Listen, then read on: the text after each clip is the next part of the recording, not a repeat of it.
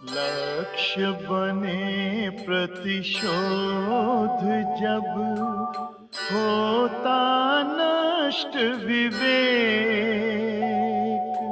पुत्र रूप में भी द्रुपद शस्त्र मांगता एक, शस्त्र मांगता एक।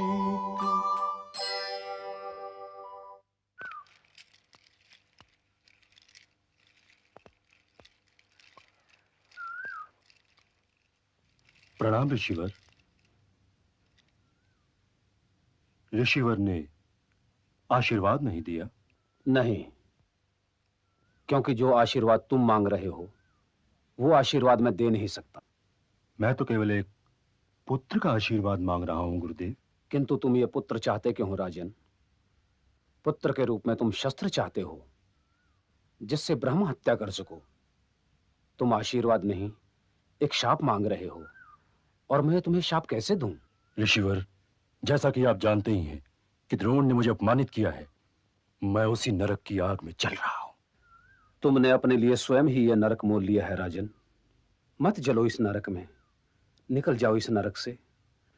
जीवन बड़ा अनमोल होता है, केवल प्रतिशोध इसका अंतिम लक्ष्य नहीं हो सकता। फिर भी आप ब्राह्मण हैं, आशीर्वाद देना आपका कर्तव्य है। हाँ, तो आशीर्वाद के रूप में मैं तुम्हें एक नाम बताता हूं। मेरे ज्येष्ठ भ्राता याज के पास जाओ। उन्हें पवित्रता और अपवित्रता का बहुत विवेक नहीं है। उनका द्वार खटखटाओ। बड़ी कृपा की ऋषिवर। प्रणाम।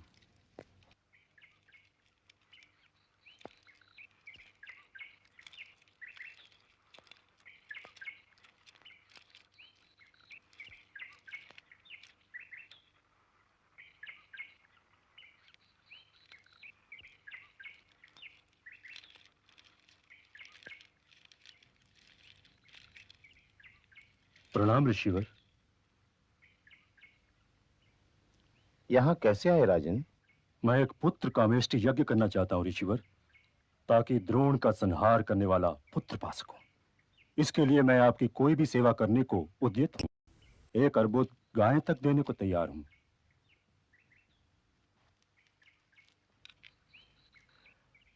तुम्हें यहाँ का मार्ग अवश्य प्याज ने दिखाया होगा। जी ऋषिवर। उसके विचार में मैं हर अशुद्ध कार्य कर लेता हूं, परंतु क्या अशुद्ध है क्या शुद्ध, इसका निर्णय कौन लेगा? क्या वो प्याज? यदि तुम्हारे भाग्य में द्रोण संहारक पुत्र है तो वह पुत्र तुम्हें अवश्य प्राप्त होगा, किंतु तुम्हारा भाग्य मैंने नहीं लिखा है, विधाता ने लिखा है ना। क्या विधाता कोई अशुद्ध कार्य कर सकता है? यदि हां, तो मैं कोई अशुद्ध कार्य क्यों नहीं कर पाया? यदि नहीं, तो तुम्हारे भाग्य और द्रोणाचार्य के दुर्भाग्य की सहायता करना अनिष्ट कर्म कैसे हो जाएगा? मैं यज्ञ अवश्य करूंगा। ओम एजतु दशमास्यो गर्भो द्राणासाहा यथाय वायुरेजति यथा समुद्र एजति एवामं दशमास्यो अस्त्रजनास स्वाहा।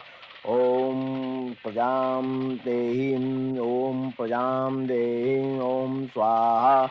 ओम प्रजां देहि ओम प्रजां देहि ओम स्वाहा। महारानी को बुलाइए। जो आज्ञा ऋषिवर।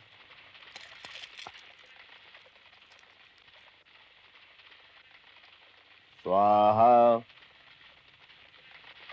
स्वाहा। महारानी को बुलाइए। हाँ।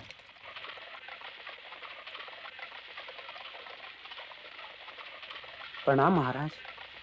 महारानी स्नान कर रही है। ऋषिवर, महारानी स्नान कर रही हैं।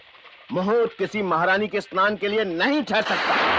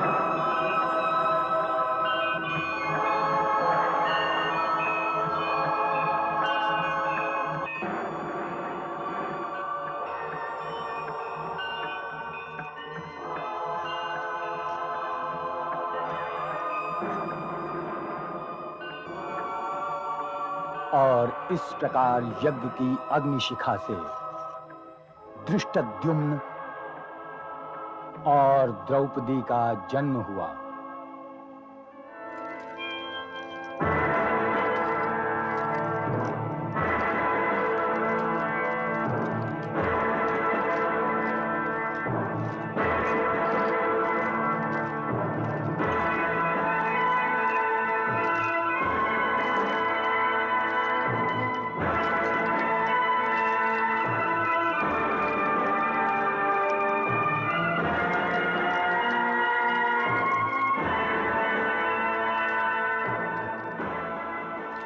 आइए विराजिए।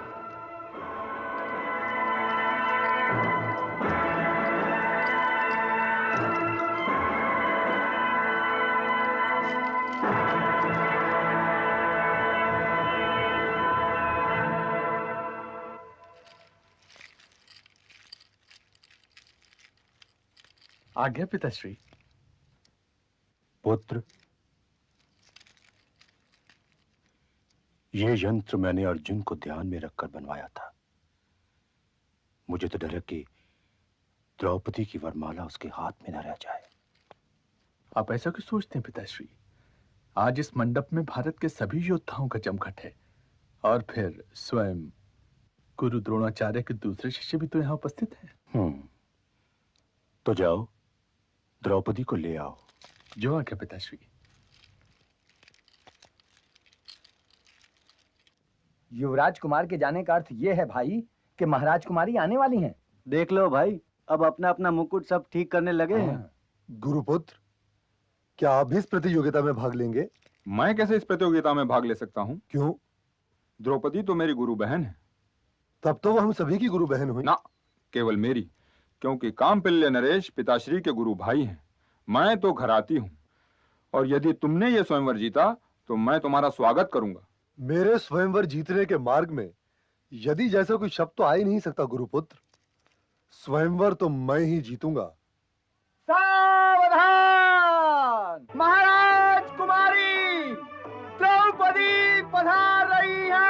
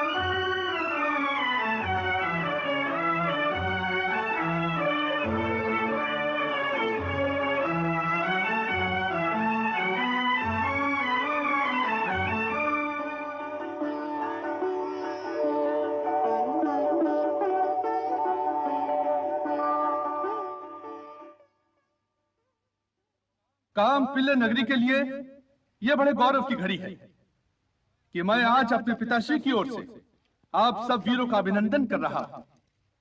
भारतवर्ष का हर वीर और महावीर इस समय यहां उपस्थित है, और जो अनुपस्थित है वो निसंदेह वीर नहीं हो सकता।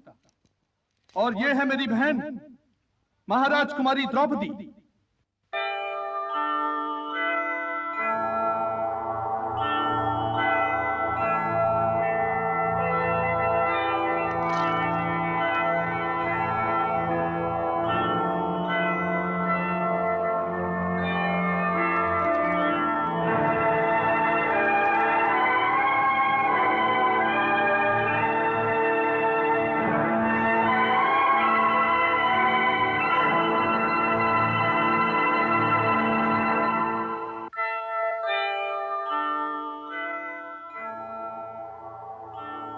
ये दूसरा ब्राह्मण पुत्र तो बहुत ही खाया पिया लगता है। वो ब्राह्मण पुत्र है ही नहीं दाऊ।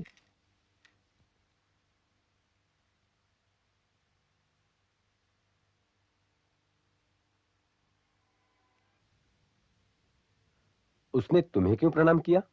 ये तो वो ही जाने दाऊ। तुम प्रश्नों के सीधे उत्तर क्यों नहीं देते? क्योंकि आपका कोई प्रश्न सीधा होता ही नहीं। तो क्या तुम उसे जानते हो? उसे तो आप भी जानते हैं दाऊ। जो आगे था वो युधिष्ठिर है, और वो दूसरा खाया पिया ब्राह्मण पुत्र वास्तव में भीम है। और फिर अर्जुन है, फिर नकुल है, और फिर सहदेव है। जी हाँ, मैं यही तो कहने जा रहा था दाऊ। तुम्हें तो पांडवों के अतिरिक्त और कोई दिखाई नहीं देता। वे बेचारे तो वाराणवत में जल के भस्म हो चुके हैं। मुझे धृष्टद्युम्न की बात सुनने दो। हमारे पिताश्री ने आप सब महावीरों को इस स्वयंवर में आमंत्रित किया है। वो रहा आपका लक्ष्य, मत्स्य की घूमती हुई आंख। परंतु उसके नीचे तैल पात्र में मत्स्य प्रतिबिंब को देखते हुए आप लक्ष्य साधेंगे और बाण चलाएंगे। जो महावीर इस लक्ष्य वेद में सफल होगा, उसी के गले में मेरी बहन दिव्य जन्मा द्रौपदी वरमाला डाल दी। तो महावीरों, वो रहा लक्ष्य, वो रहे 5 बाण, और वो रहा यज्ञ धनुष।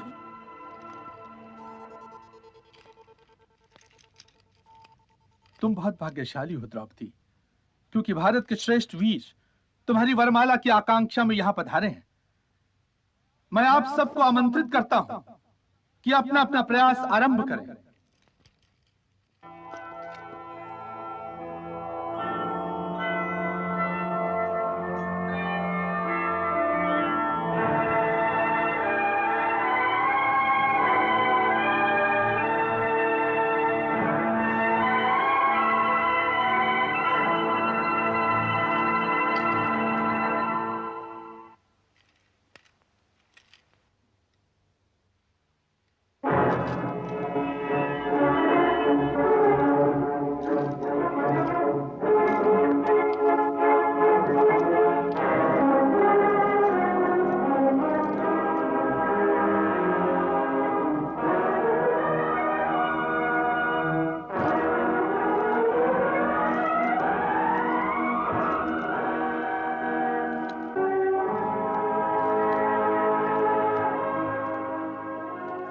तनिक इसकी आन बान तो देखो कृष्ण।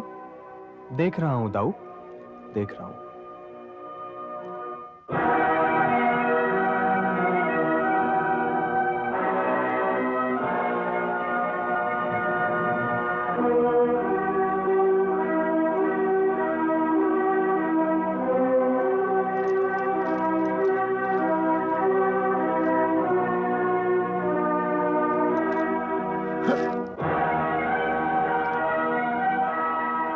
उठाओ बाजे।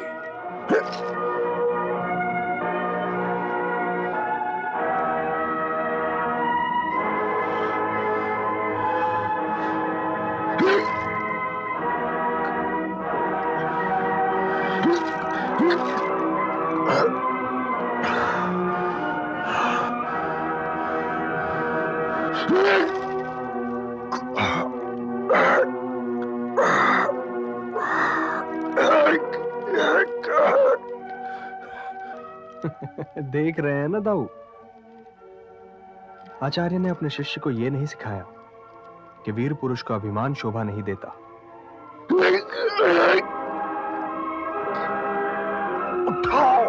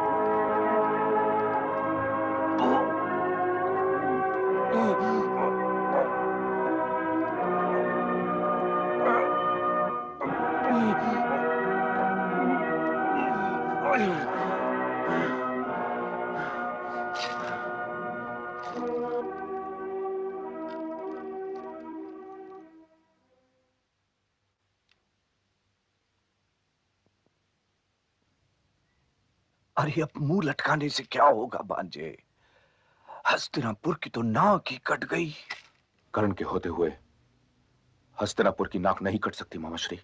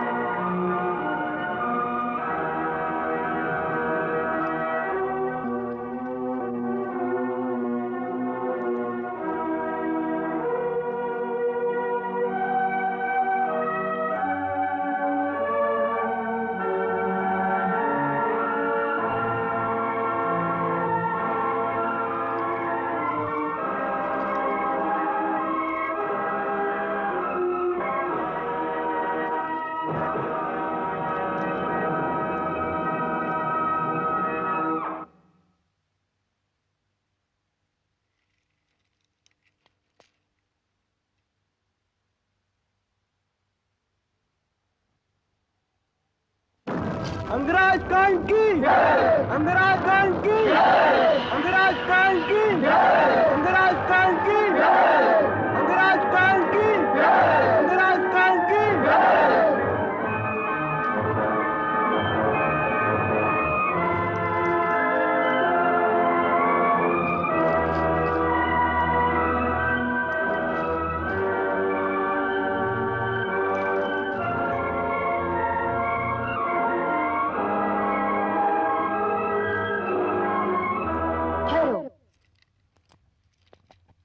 मेरी वरमाला किसी सूत पुत्र के लिए नहीं है।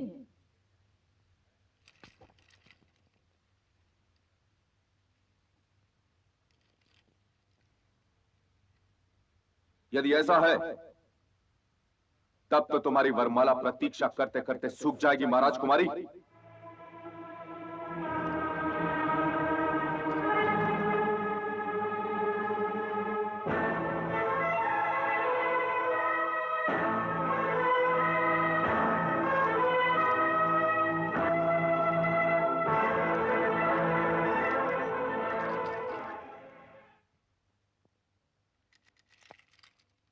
ऋषियों, नदियों और वीरों का गोत्र नहीं होता महाराज द्रुपद।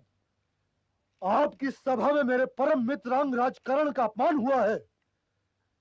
यदि आपके स्वयंवर में यह प्रतिबंध था तो स्वयंवर के शुभारंभ से पहले ही आपको यह बता देना चाहिए था। हस्तिनापुर के युवराज को इतने ऊंचे स्वर में बोलकर अपने अतिथेय का अपमान नहीं करना चाहिए। अंगराज कर्ण हमारे अतिथि हैं, परंतु उनको स्वयंवर की परंपरा का ज्ञान तो होना चाहिए था।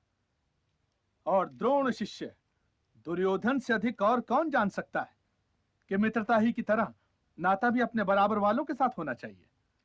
और मेरी बहन दिव्य जन्मा द्रौपदी, उसके हाथ में वरमाला है। यदि वो किसी सूत पुत्र के साथ विवाह नहीं करना चाहती तो उसका विवाह किसी सूत पुत्र के साथ नहीं होगा। और जाते जाते अंगराज लगता है ठीक कह गए।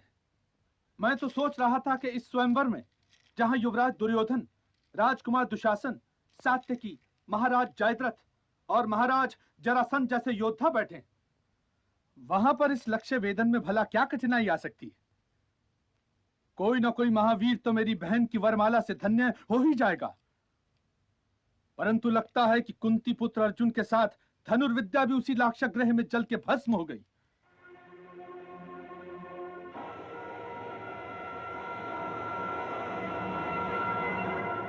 क्या इस स्वयंवर में कोई भी महावीर नहीं है जो लक्ष्य वेदन करके भारतवर्ष की धनुर्विद्या का मान रख सके?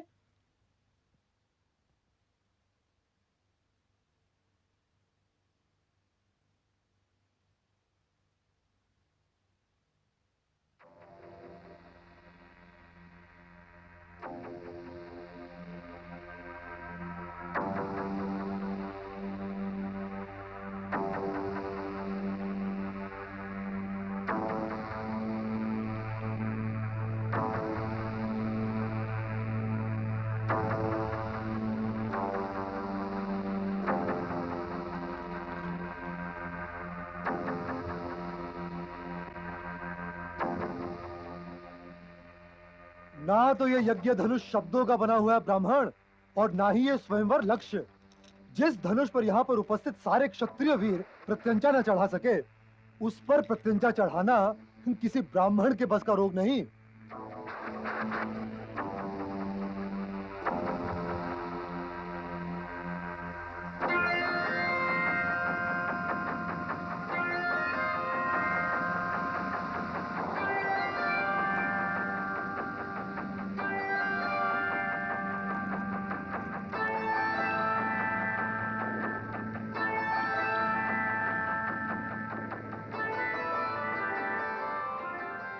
चाल से तो ब्राह्मण नहीं लगता ही। सीधा शरीर देखो, हाथी की सूंड जैसा बल दिखता है। भुजाएं देखो, कंधे देखो, वाह। विजयी होने के यही लक्षण होते हैं।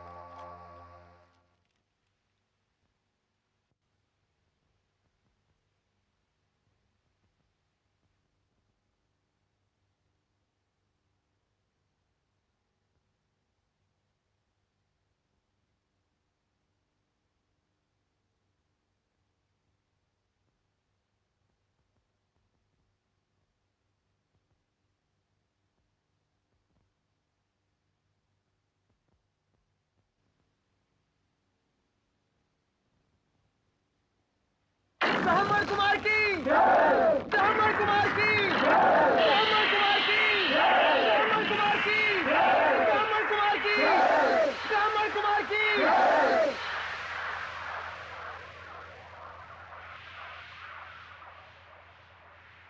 ब्राह्मण कुमार की ब्राह्मण कुमार की ब्राह्मण कुमार की ब्राह्मण कुमार की।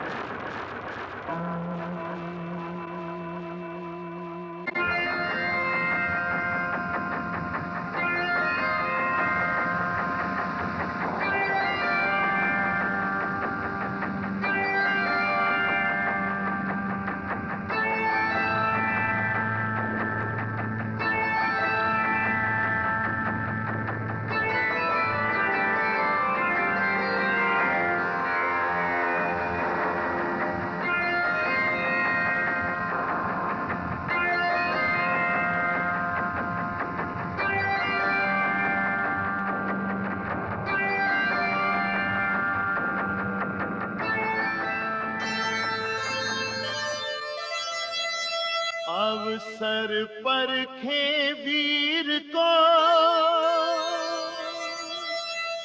वीर परखता बाण, आंख लक्ष्य पर पार्थ की करे मत्स्य संधान। कुछ लोग मुझ पर ये आरोप लगा सकते हैं कि मैंने जहां कहानी को रोका था वो कहानी को रोकने की जगह नहीं थी। यदि तीर कमान में लग चुका है और यदि अर्जुन जैसा धनुर्धर चिला खींच चुका है तो तीर को चल भी जाना चाहिए था। लेकिन मैंने कहानी को वहां इसलिए रोका कि वो रुककर सोचने की जगह है, पलटकर ये देखने की जगह है कि अब तक क्या हो चुका है और इस तीर के चल जाने का परिणाम क्या होगा।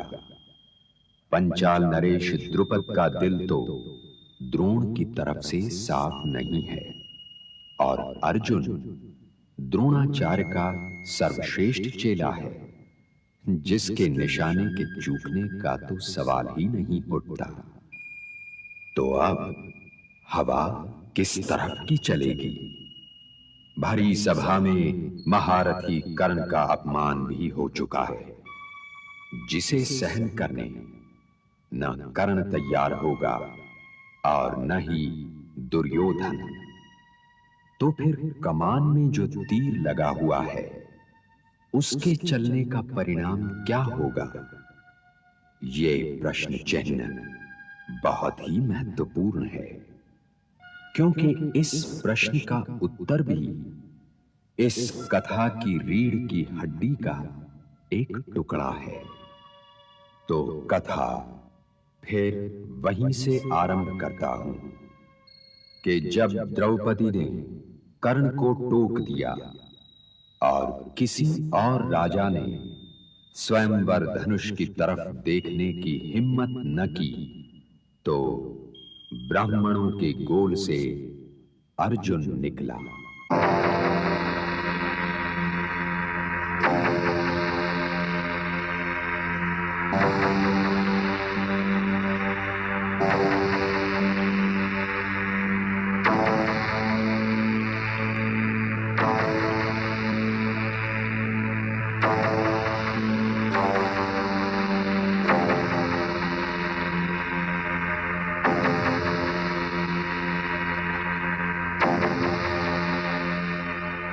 ना तो ये यज्ञ धनुष शब्दों का बना हुआ है ब्राह्मण, और ना ही ये स्वयंवर लक्ष्य। जिस धनुष पर यहाँ पर उपस्थित सारे क्षत्रिय वीर प्रत्यंचा न चढ़ा सके, उस पर प्रत्यंचा चढ़ाना किसी ब्राह्मण के बस का रोग नहीं।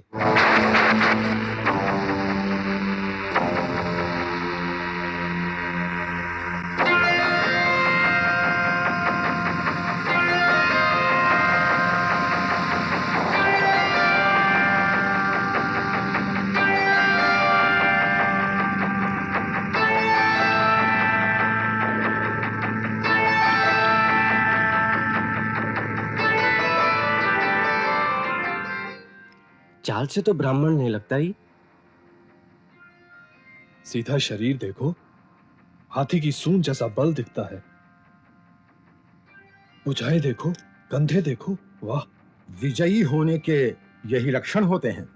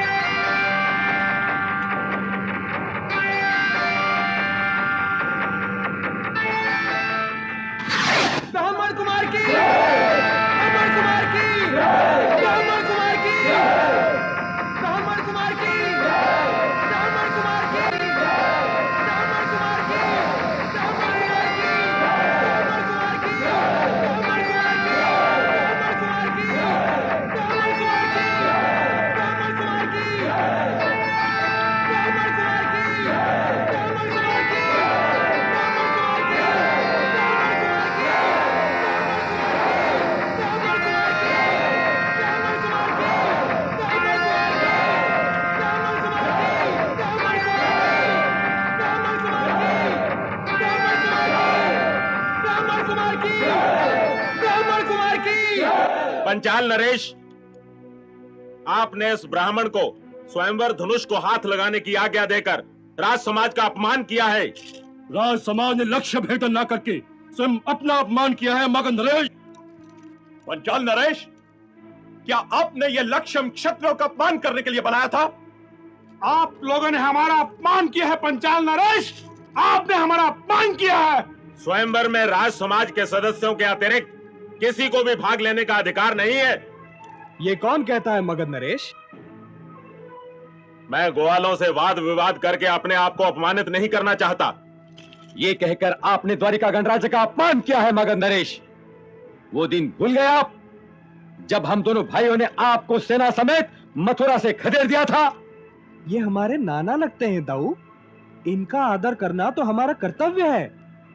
और फिर क्रोध की पूंजी लुटाने के लिए तो नहीं होती। ये तो देख लिया कीजिए कि सामने वाला आपके क्रोध के योग्य है भी या नहीं। वो आशीर्वाद हो या शाप, बहुत सोच समझ के देना चाहिए। मैंने ऐसा बड़ बोला नहीं देखा। परंतु प्रश्न यहाँ ये नहीं है कि मगध नरेश का वासुदेव से क्या नाता है। प्रश्न यहाँ ये है कि पंचाल नरेश ने एक ब्राह्मण को स्वयंवर में भाग लेने की आज्ञा देकर राज समाज का अपमान किया है। और इन्हें इस अपराध का दंड मिलना ही चाहिए। किस अपराध का दंड मद्र नरेश? पंचाल नरेश ने एक ब्राह्मण को स्वयंवर में भाग लेने दिया है, इसे आप लोग अपराध कैसे कह सकते हैं? क्षत्रियों का ये राज समाज तो स्वयं ही एक ब्राह्मण की देन है। हम आपकी बातों में आने वाले नहीं वासुदेव कृष्ण। मैं जानता हूं, यह मैं भली भांति जानता हूं गांधारी नंदन। दादाश्री, कहो तो उठा के पटक दो। क्रोध में तू बलराम जी से कम नहीं हो अनुज। शांत रहने से बड़ा ना कोई शस्त्र है और ना कोई अस्त्र।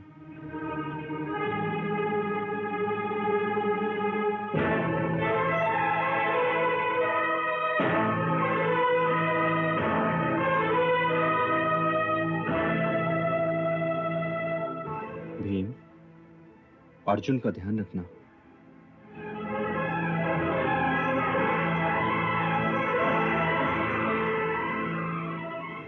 अब तो एक ही उपाय है पंचाल नरेश, या तो अपनी पुत्री को आदेश दो कि हम में से किसी एक को अपना वर चुन ले, या फिर हम उसे उसी अग्निकुंड में फेंक देंगे जिससे वो उत्पन्न हुई थी। झोंक दो, फूंक दो अग्निकुंड में, झोंक दो अग्निकुंड में, झोंक दो। नहीं युवराज, पांचाली अब मेरा उत्तरदायित्व है। झोंक दो उसे अग्निकुंड में, झोंक दो, फूंक दो अग्निकुंड में, झोंक दो अग्निकुंड में, झोंक दो।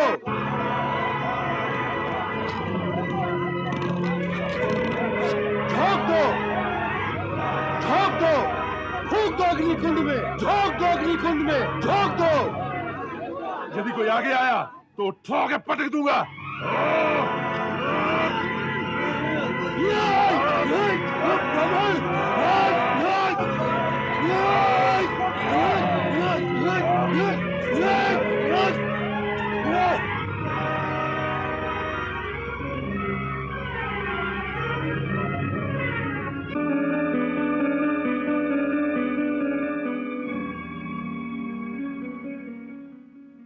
यदि तुम्हारी इस वरमाला पर मैंने अपना अधिकार सिद्ध कर दिया हो तो इस वरमाला से मुझे धन्य करो राजकुमारी।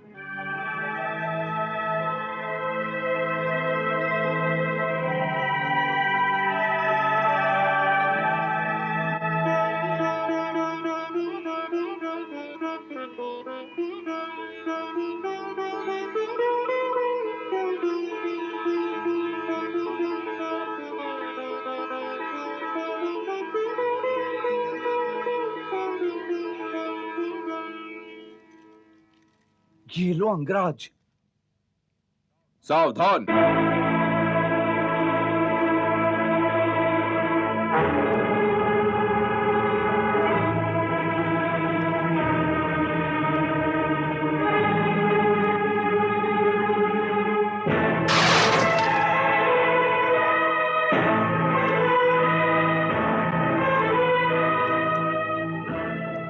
गुरु परशुराम, द्रोणाचार्य, इंद्र और अर्जुन के अतिरिक्त कर्ण का धनुष कोई तोड़ नहीं सकता था।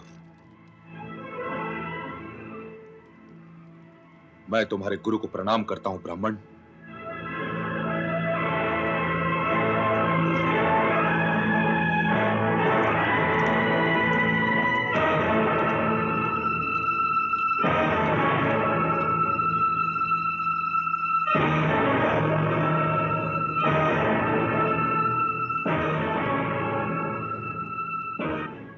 अब तो आप मानिएगा दाऊ कि ये पांडव ही हो सकते हैं।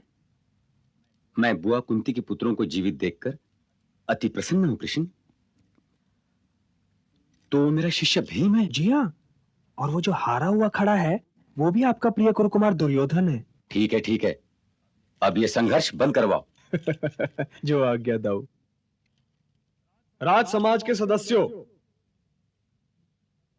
यदुवंशियों की ओर से मैं द्रौपदी स्वयंवर की सफलता पर पंचाल नरेश को हार्दिक बधाई देता हूं। इस नवयुवक ने इस भरे स्वयंवर भवन में द्रौपदी की वरमाला पर अपना अधिकार सिद्ध किया है और द्रौपदी ने भी उसे वरमाला पहना दी है। तो राज समाज के क्रोधित होने का कोई कारण ही नहीं है। राज समाज को तो लज्जित होना चाहिए।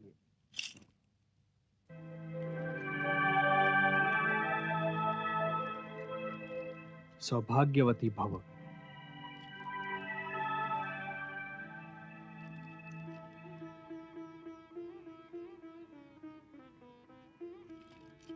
अब द्रौपदी को अपने घर ले जाओ प्रिय ब्राह्मण।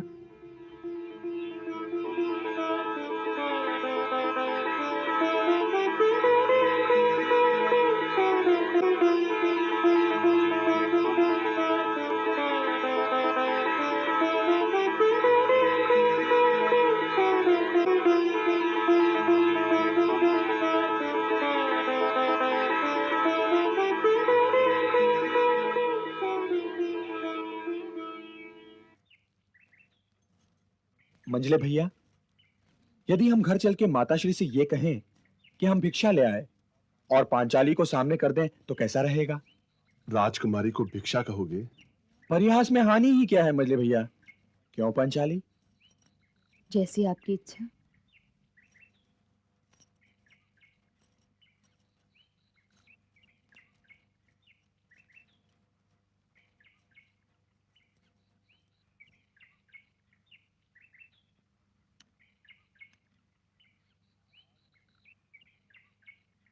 आज हम बड़ी अच्छी भिक्षा ले आए हैं माताश्री।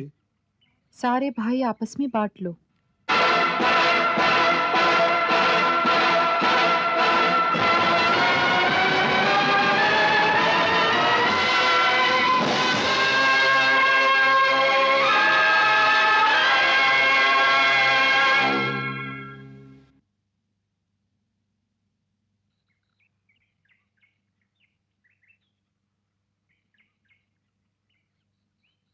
ये देवी कौन है पुत्र? माताश्री, ये कांपिल्ले की राजकुमारी द्रौपदी हैं। अर्जुन ने इसे स्वयंवर में जीता है। अखंड सौभाग्यवती भव। परंतु माताश्री, आपने इनके विभाजन का आदेश दिया है। इसके विभाजन का आदेश? क्या मेरी मति मारी गई है कि मैं पुत्र वधू के विभाजन का आदेश दूंगी? अर्जुन, तुमने तो भिक्षा, तुम दोनों ने द्रौपदी को भिक्षा बताया था, पत्नी को भिक्षा कहा तुमने। मां से झूठ बोले अर्जुन। अब बांटो इसे और बांट कर दिखलाओ मुझे। क्या समस्या है माताश्री? ये तो तुम अपने इन दोनों अनुजों से ही पूछो युधिष्ठिर, जो पत्नी को भिक्षा मानते हैं, वस्तु समझते हैं। क्या भरतवंशियों की यही मर्यादा है? तुम तो साक्षात धर्म हो। तुम ही बताओ युधिष्ठिर। नारी तो शक्ति है माताश्री। नारी के बिना नर संपूर्ण नहीं हो सकता। नारी चाहे माता के रूप में हो, चाहे पत्नी के रूप में, चाहे बहन के रूप में हो, चाहे पुत्री के रूप में, नारी सदैव आदरणीय है। भीम और अर्जुन ने नारी को भिक्षा कहके नारी का अपमान किया है, और माता परम गुरु भी है। उसका कोई भी आदेश अस्वीकारण्य हो ही नहीं सकता। ये आप क्या कह रहे हैं भ्राताश्री? हाँ, माताश्री के मुंह से आज तक कोई अस्वीकारण्य बात नहीं निकली। तो फिर माताश्री के अनजाने में दिए गए इस आदेश में भी कोई ना कोई रहस्य अवश्य होगा।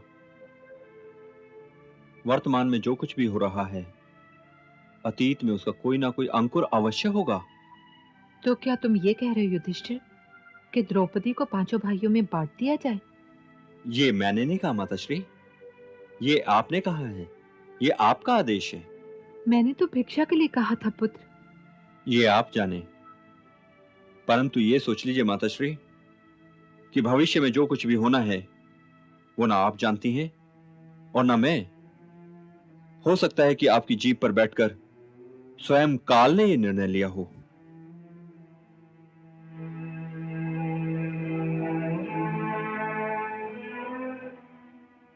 युधिष्ठिर, तुम कोई उदाहरण दे सकते हो पुत्र?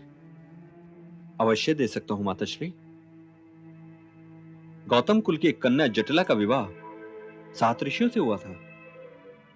दाना हिरण्याक्ष की बहन प्रचित्ति का विवाह 10 भाइयों से हुआ था। परंतु क्या विवाह और विभाजन में कोई अंतर नहीं है भ्राताश्री? वास्तविकताओं के इस चक्रव्यूह से निकलने के मार्ग का ज्ञान मुझे नहीं है प्रिय नकुल। वासुदेव का प्रणाम स्वीकार कीजिए बुआ। युग युग जियो वत्स। द्वारका में तो सब कुशल है ना? आपके आशीर्वाद से वहां तो सब कुशल है, परंतु इस समय मुझे यहाँ कुशलता दिखाई नहीं दे रही। हम एक धर्म संकट में पड़ गए हैं वत्स। भीम और अर्जुन द्रौपदी को लेकर आए और मुझसे कहने लगे कि माते, हम एक बहुत अच्छी भिक्षा लेकर आए हैं। मैंने देखे बिना ही कह दिया कि सारे भाई आपस में बांट लो। अब द्रौपदी कोई वस्तु थोड़ी है जिसका विभाजन किया जाए। ये तो आप स्वयं द्रौपदी से ही पूछिए। ये क्या बताएगी वत्स? यही तो बताएगी, क्योंकि इसी ने पूर्व जन्म में यह नहीं सोचा था कि गागर में समाई कितनी है और महादेव से सागर का वरदान मांग लिया। और जब वो बोले कि यह संभव नहीं है, तो ये बोली कि ईश्वर के लिए भला क्या असंभव हो सकता है। परंतु महादेव के लिए भी गागर को नदी का वरदान देना संभव नहीं है द्रौपदी। तुमने ऐसा क्या मांग लिया था महादेव से पुत्री? ये तुम बताओगे द्रौपदी कि ये भी मैं ही बताऊं? द्रौपदी ने महादेव से एक ही वरदान में लपेटकर 5 वरदान मांगे थे बुआ।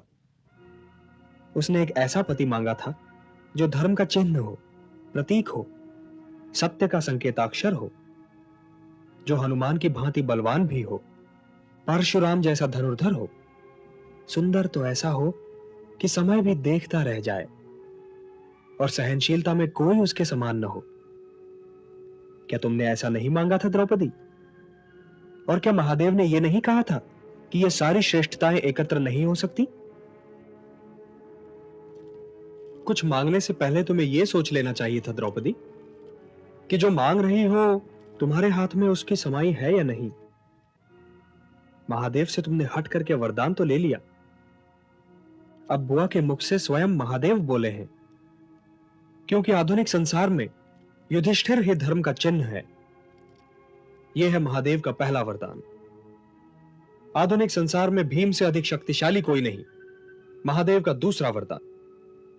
आधुनिक संसार का सबसे बड़ा धनुर्धर अर्जुन है। यह तुम्हारा तीसरा वरदान। आधुनिक संसार में नकुल से अधिक सुंदर कोई नहीं। तुम्हारा चौथा वरदान। सहदेव सहनशीलता में सर्वोत्तम है। तुम्हारा 5वां वरदान। हाँ, ये सारे वरदान लौटाकर यदि तुम महादेव का अपमान करना चाहो तो यह तुम पर निर्भर है द्रौपदी। अरे, आप सब लोग द्रौपदी की ओर क्यों देख रहे हैं? पार्थ, तुमने स्वयंवर अवश्य जीता है, परंतु इसका अर्थ यह नहीं कि जीती जागती द्रौपदी भिक्षा हो गई। माता परम गुरु होती है, अर्थात तुमने अपने परम गुरु से झूठ बोला है। और बुआ, मां होने का अर्थ यह नहीं कि आप देखे बिना, सोचे बिना, समझे बिना आदेश दें कि आपस में बांट लो। आपने ममता की मर्यादा का उल्लंघन किया है। तो आज से यह जीवन आप सबकी तपस्या भी है और प्रायश्चित भी। पूर्व जन्म में थे दिए शिव ने जो वरदान, पांच वर द्रौपदी पांचों गुणी महान, पांचों गुणी महान।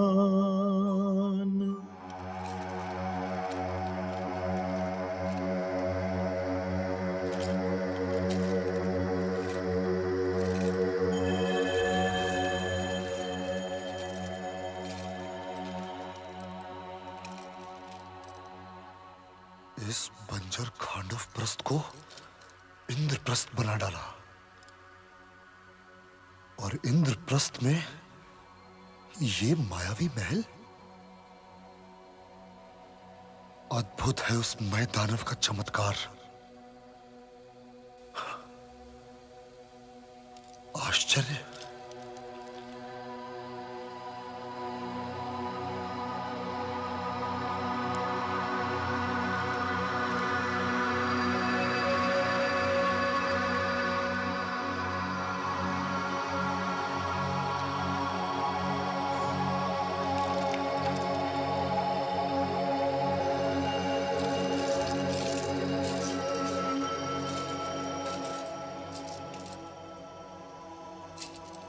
बड़ा सुहावना दृश्य है।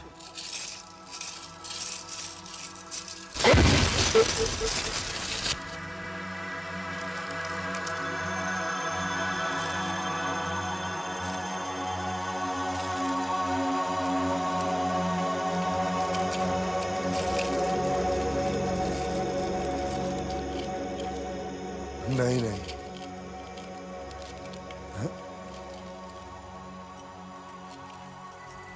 युवराज की जय हो।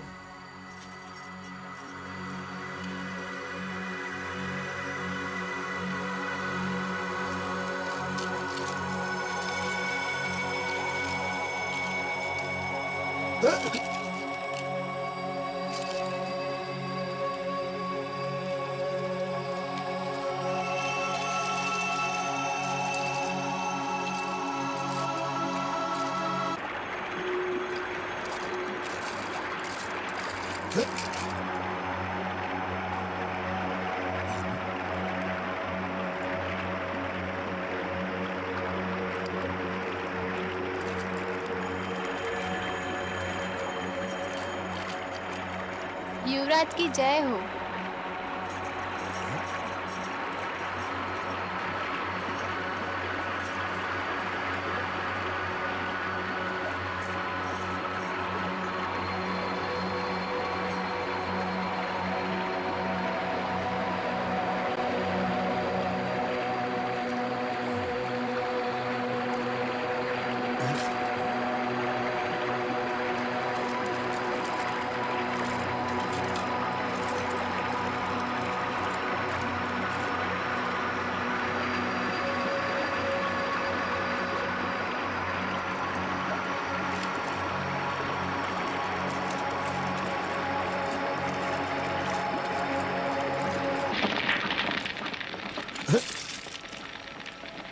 ये अग्नि? चलिए युवराज, ये अग्नि नहीं है।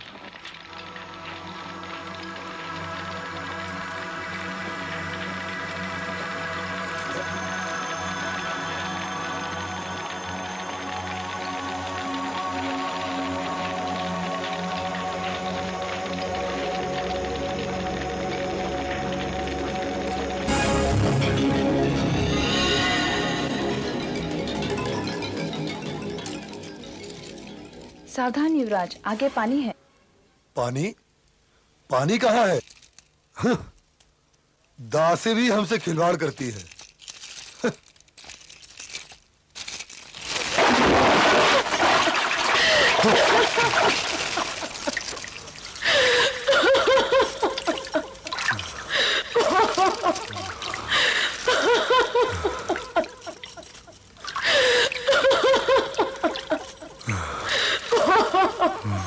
अंधे का पुत्र अंधा।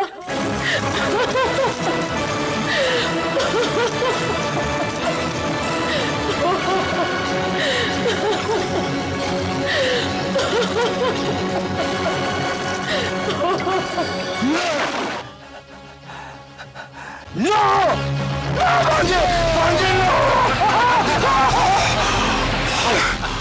तो ये युद्ध समाप्त करना ही पड़ेगा, क्योंकि अब दांव पर लगाने के लिए मेरे पास कुछ नहीं है। कैसे नहीं महाराज? वो अभिमानी, वो मृग नयनी द्रौपदी जो है आपके पास। महाराज, इस सभा में आपकी पुत्रवधू का नाम इस अनादर से लिया गया और आप ये सुनकर भी चुप रह गए। भ्राताश्री, लगाते हैं द्रौपदी को दांव पर।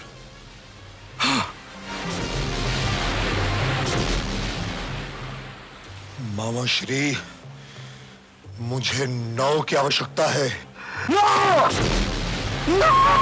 द्रौपदी आज से मेरी दासी है युधिष्ठिर। और मुझे हार जाने वाले उस जुआरी से ये पूछो कि वो पहले अपने आप को हारा था या मुझे।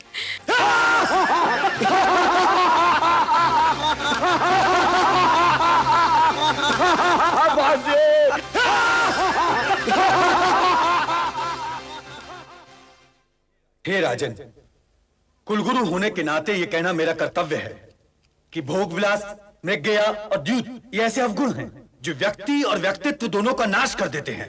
कुलगुरु, यदि मैं हार रहा होता तो यही स्वर्ण शब्द आपको कभी याद नहीं आते।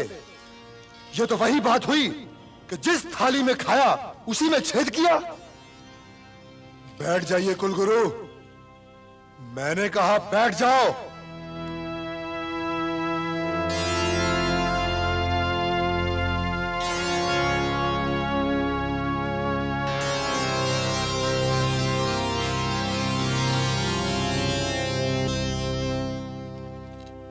जब बांस का अंत होने वाला होता है महाराज, तो उसमें फल आ जाते हैं।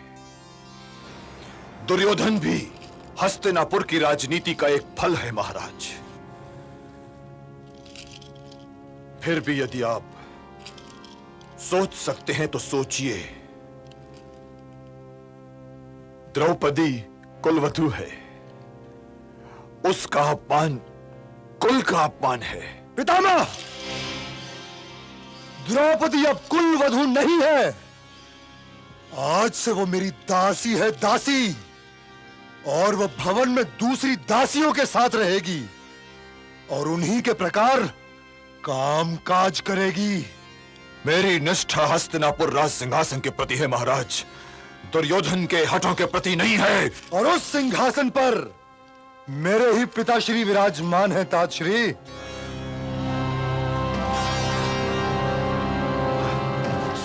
मैं ताजश्री से सहमत हूं पिताश्री। भविश्री का अपमान सारे भरतवंश का अपमान है। विकर्ण, मैं तुमसे मान सम्मान के विषय में कुछ नहीं सुनना चाहता। बैठ जाओ।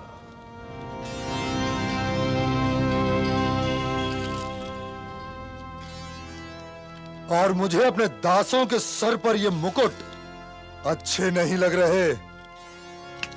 अपने अपने ये मुकुट उतारकर मेरे चरणों में रख दो, रख दो। उतारो ये मुकुट और रख दो मेरे चरणों में।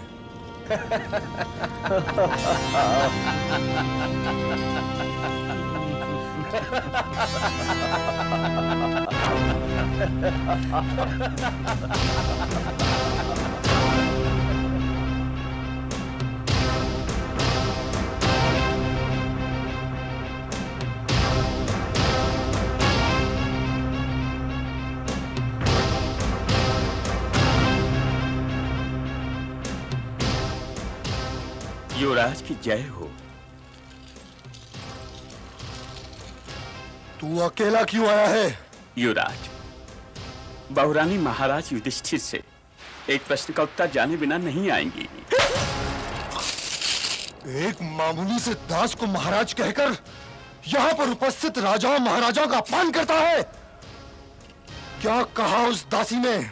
युवराज, वो ये जानना चाहती हैं, महाराज पहले अपने आप को हारे थे या उन्हें? उस 5 पतियों वाली से जाकर कहो कि वो यहाँ आकर अपना प्रश्न करे। जाओ। जो आज्ञा युवराज, जो आज्ञा, जो आज्ञा।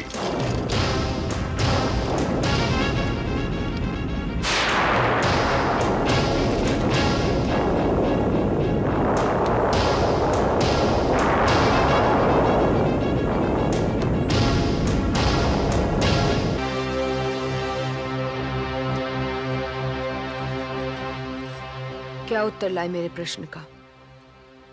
महाराज तो चुप रहे बहुरानी, पर युवराज ने कहा आप स्वयं वहां पधार कर महाराज से प्रश्न कर लें। तो मेरे लिए एक कष्ट और उठाओ। वहां जाओ और उनसे कहो कि द्रौपदी केवल अपने बड़ों के आदेश का पालन करेगी। यदि पितामह यही चाहते हो कि कुरु राजघराने की लाज द्योतगृह में आए तो मैं अवश्य चलूंगी। यदि ज्येष्ठ पिताश्री की आज्ञा हो तो मैं इस आज्ञा का पालन करूंगी। यदि काकाश्री इसे उचित जानते हो कि मैं वहां आऊं तो मैं वहां अवश्य आऊंगी। परंतु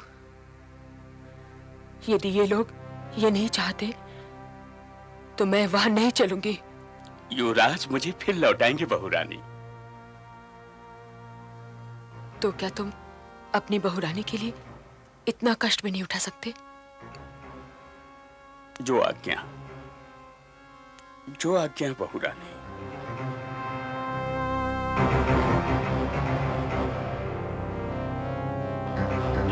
वो होती कौन है ज्येष्ठ गुरुओं से कुछ पूछने वाली?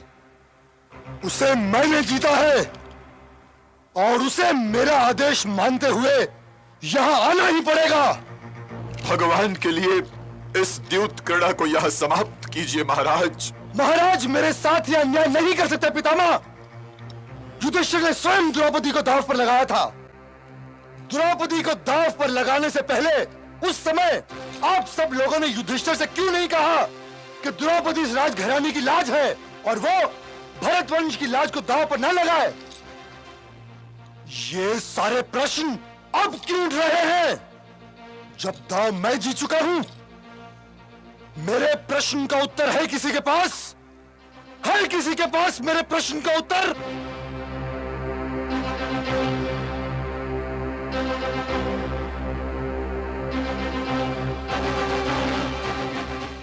दुशासन।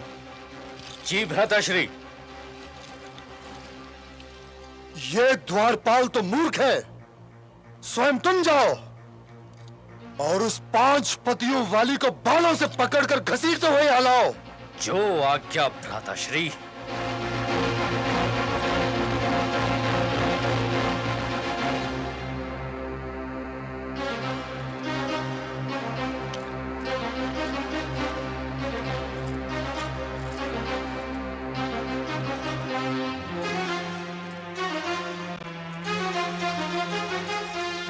चल, तुझे हमने जीत लिया है। नारी की मर्यादा का आदर करना सीखो गांधारी पुत्र दुशासन। उसकी कोख को अपमानित न करो। चलती है या घसीट कर ले चलूं? चल। मुझे इस दशा में वहां न ले चलो दुशासन। मैं कुलवधू हूँ, कुरुवंश की मर्यादा हूँ। अरे आज तू एक दासी के अतिरिक्त कुछ भी नहीं है। चल। ये तो सोचो कि मैंने ऋतु सहन नहीं किया। अरे चल। रुक जा दुशासन, रुक जाओ। मैं तो इस दशा में घर वालों तक के सामने नहीं जा सकती। चल। मैं तो ज्येष्ठ माताश्री को प्रणाम तक करने नहीं गई और तुम मुझे घसीटते हुए बड़ी सभा की ओर ले जा रहे हो। जो मुझे पहचानते हैं वो तो पहचान जाएंगे, जो नहीं जानते उन्हें क्या बताओगे? क्या पाओगे कि मैं तुम्हारे पिताश्री के अनुज महाराज पांडु की पुत्र वधू हूँ? और यदि बीच में ज्येष्ठ माताश्री मिल गई और उन्हें तुमसे पूछा कि तुम क्या घसीटे लिए जा रहे हो, तो क्या कहोगे उन्हें? कह सकोगे कि तुम कुरुवंश की मर्यादा को घसीटते हुए भारी सभा क्यों ले जा रहे हो? चल। राजकुमारों से बात करना सीखो दासी। चल। तुम्हारा इस अपराध और मेरा इस अपमान पर पांडव तुम्हें कभी क्षमा नहीं करेंगे। और वो क्षमा करना चाहेंगे भी तो मैं क्षमा करने नहीं दूंगी। चल। आज से मैं उनका मान नहीं, अपमान का घाव हूँ। चलती है कि नहीं? चल। अपमान का घाव। पार कर गया पाप की हर सीमा को नीच, कुल मर्यादा खींचता भरी सभा के बीच।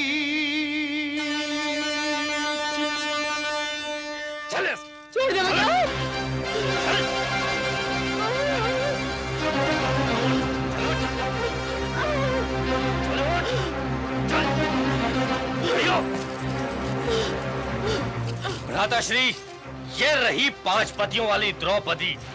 क्या कहा था तूने? अंधे का पुत्र अंधा? दुशासन, इस दासी को मेरी जंघा पर बिठा दो। दुर्योधन, इस अपमान के लिए मैंने तेरी जंघा न तोड़ी तो 7 जन्मों तक तेरा दास बनना स्वीकार करूंगा। क्षत्रियों की भाषा भूलने का प्रयत्न करो दास। चिंता न करो मित्र, कुछ भूलने और कुछ सीखने में कुछ समय तो लगता ही है। ये सब के सब धीरे धीरे भूल जाएंगे कि ये क्षत्रिय हैं। और धीरे धीरे ये दास बनकर जीना सीख ही लेंगे प्रिय भांजे। देखना यह है कि उस भरी सभा में मुझे सूत पुत्र कहकर अपमानित करने वाली ये अभिमानिनी द्रौपदी अपने पुत्र को दास पुत्र कहना कितने दिनों में सीख पाती है।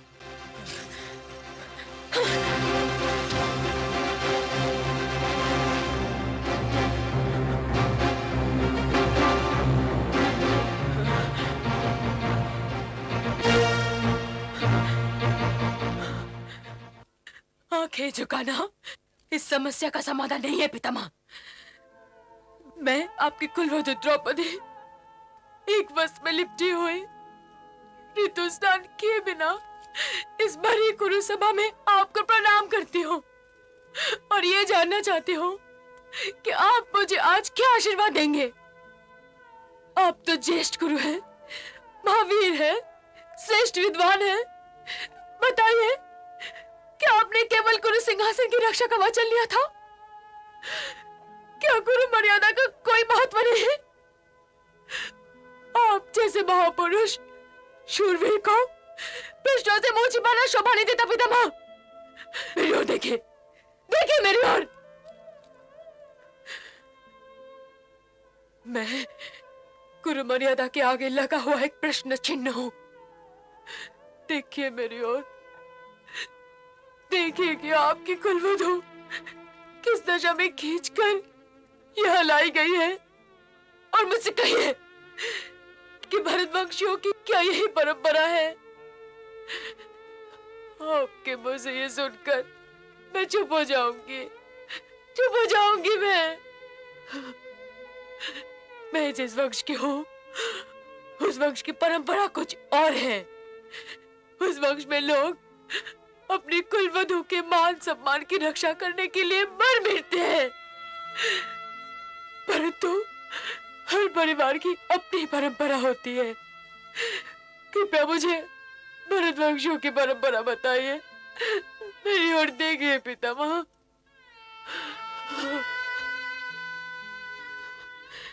जब मैंने पहली बार आपके चरण छुए थे तो आपने मुझे सौभाग्यवती होने का आशीर्वाद दिया था। अपने उस आशीर्वाद की दशा देखिए, देखिए पितामह, अपने उस आशीर्वाद की दशा देखिए। आपके सामने ही अधर्म हुआ और आपने इसे सहन किया। तो क्या इसका ये अर्थ नहीं है कि आपने इस कपट, इस अन्याय, इस अधर्म को स्वीकार किया? क्या आप भी मेरे इस अपमान के भागीदार नहीं हैं? यदि नहीं है तो उठाइए अपना धनुष और छेद दीजिए उस जीव को जिसे आपकी कुलवधू द्रौपदी को दासी कहने का अपराध किया है। आप पाप की वृक्ष की छाया में बैठे हैं पितामह, उठ जाइए, उठ जाइए। आपको तो शास्त्रों का ज्ञान है पितामह। मुझे बताइए, जो व्यक्ति स्वयं अपने को जुए में हार चुका है वो कौन होता है? किसी और की स्वतंत्रता, किसी और के आत्मसम्मान को दांव पर लगाने वाला? मैं अपने प्रश्न का उत्तर मांग रही हूँ पितामह, और आपका ये लज्जित मौन मेरे इस प्रश्न का उत्तर नहीं हो सकता, क्योंकि ये प्रश्न केवल द्रौपदी नहीं कर रही है। ये प्रश्न कर रही है नारी जाति, ये प्रश्न कर रही है पृथ्वी जो हर प्राणी की माँ है, ये प्रश्न कर रहा है इस देश का भविष्य जिसे आपके पूर्वज चक्रवर्ती महाराज भरत से अपना नाम मिला है। मुझे मार्गदर्शन कराइए गंगा पुत्र भीष्म पितामह। पुत्री। नहीं, मैं आपसे नातों की बात नहीं कर रही हूँ पितामह, उस अपमान की बात कर रही हूँ जो पिघल कर आंसू बन के मेरी आंखों से बह रहा है। यदि पत्नी पति की संपत्ति होती है तो जब मेरे पति अपने को हारे उसके साथ मुझे भी हार गए, तो फिर मैं दांव पर कैसे लगी? और यदि पत्नी पति की संपत्ति नहीं तो मेरे पति मेरी आज्ञा लिए बिना मुझे दांव पर कैसे लगा सकते हैं? इस वंश की मर्यादा इस विषय में क्या कहती है? और कृपया मुझे पुत्र से संबोधित न कीजिए। यदि मैं भरतवंश की पुत्र नहीं होती तो आपने मेरा यह अपमान इस प्रकार चुपचाप कभी न सहन किया होता। मुझे कुलवधू कहिए, क्योंकि मैं देखना चाहती हूँ इस सभा में खड़ी इस द्रौपदी को कुलवधू कहती हुई आपकी जीभ लड़खड़ाती है या नहीं? पांचाली के प्रश्नों का उत्तर दीजिए पितामह, उत्तर दीजिए।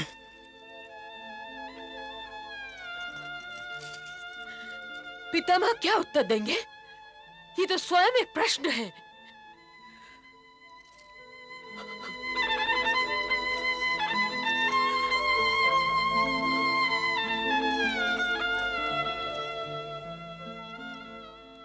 आपके प्रिय अनुज पांडु के पुत्र वधु द्रौपदी आपको प्रणाम करती है ज्येष्ठ पिताश्री।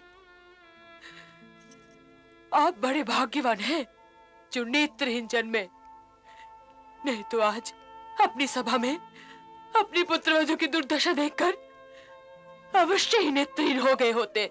मुझसे कुछ न कहो पुत्री, कुछ न कहो। युधिष्ठिर ने मुझसे तुम्हें हारने की आज्ञा ली थी और न ही दुर्योधन ने जीतने से पहले तुम्हें जीतने की। अपना यह प्रश्न लेकर युधिष्ठिर के पास जाओ, जिसने तुम्हें दांव पर लगाकर भरत वंश की मर्यादा को भंग किया है।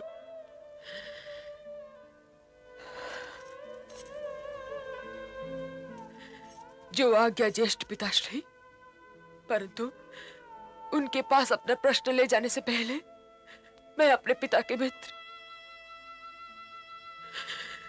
द्रोणाचार्य को प्रणाम करना चाहती हूँ, जिनके लिए भी मेरे पास एक प्रश्न है।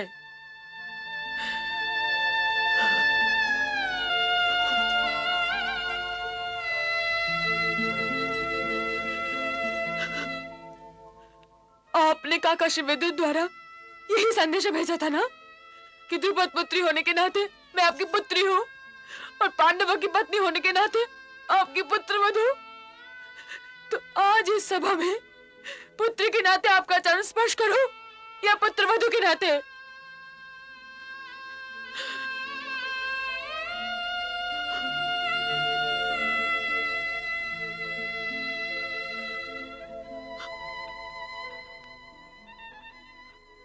आपने भी अपने होठों पर मौन का ताला लगा लिया।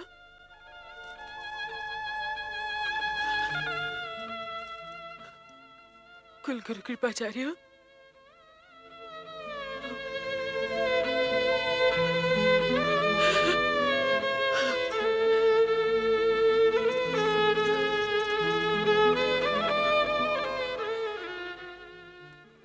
काकाश्री, महात्मा विदुर की नीति इस विषय में क्या कहती है?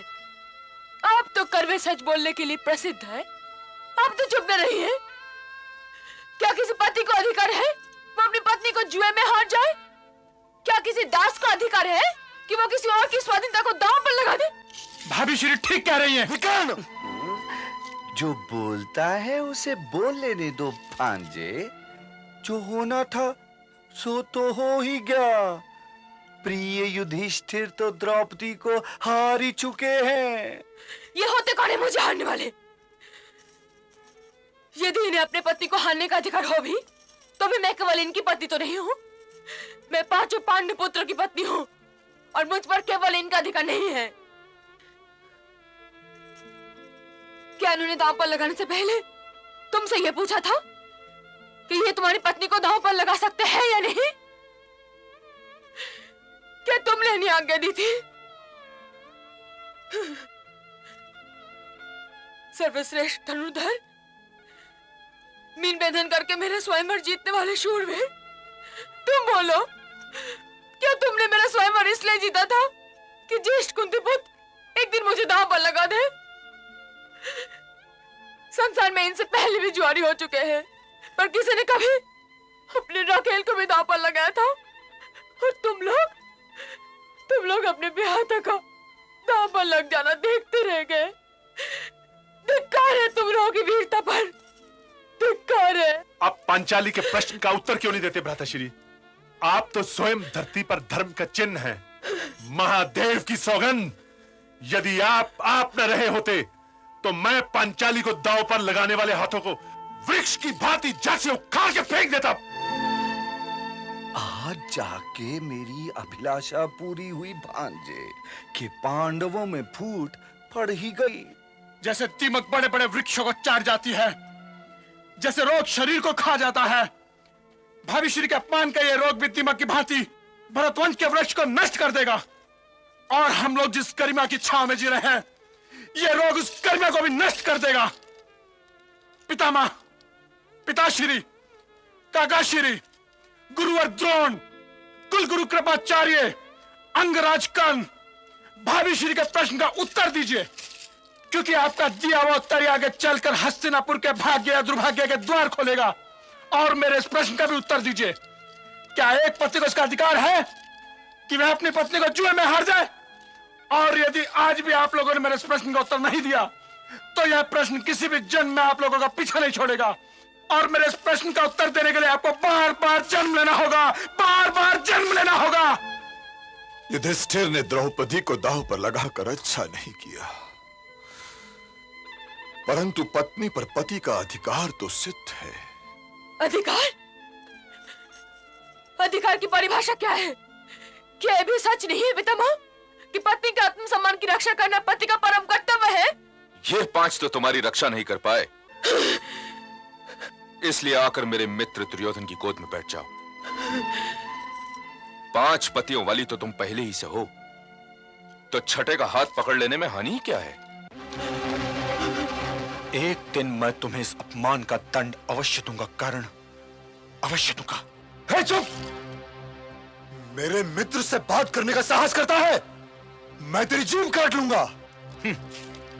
इसे बोलने दो मित्र, नया नया दास हुआ है, धीरे धीरे सीख जाएगा। जो स्त्री 5-5 पुरुषों के साथ रहती हो वो पत्नी नहीं, वेश्या होती है। और वेश्या का मान क्या और अपमान क्या, ये यहां नग्न भी लाई जाती तब भी अनुचित ना होता। बैठ जाओ। मेरा मित्र बिल्कुल ठीक कह रहा है। एक वेश्या या दासी का मान क्या और अपमान क्या? दुशासन, मेरी इस दासी को नग्न कर दो। देखूं तो सही कि जिस दासी को मैंने जीता है वो लगती कैसी है। दुशासन, यदि तूने पांचाली के वस्त्र को हाथ भी लगाया तो क्षत्रिय गरिमा की सौगंध तेरे हाथ तोड़ दूंगा। फिर अपनी 5 पतियों वाली पत्नी से कहो कि अपने वस्त्र स्वयं उतार दे, और यदि उसने ऐसा नहीं किया तो फिर मुझे हाथ लगाना पड़ेगा। चल उतार अपने वस्त्र। अरे उतार। इधर छाती कहाँ है? चल इधर आ, इधर। छोड़ दे मुझे।